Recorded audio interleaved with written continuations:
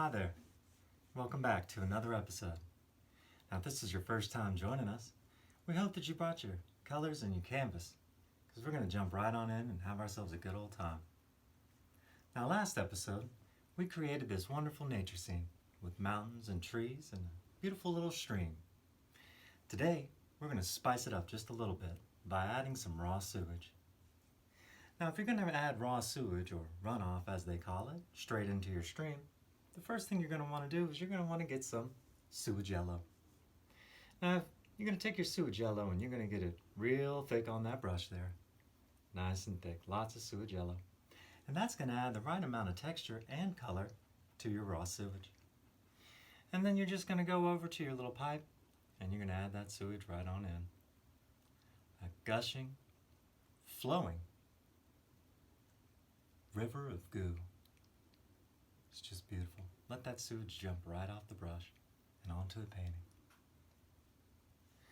Now that we've added enough sewage into our stream, we know that no polluted stream would be a polluted stream without little bits of trash.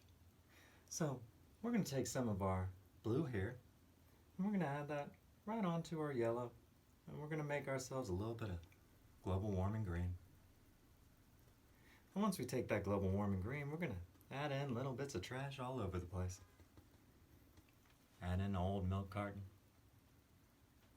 an aerosol can. Hope that doesn't explode. A used condom hanging right over there off the rock. Sure does look sticky. Now we want to get little bits of trash out in the water, just so it floats around just a little bit. Doesn't just hang out on the shore. You know, some people call it debris. I call it just darn delightful.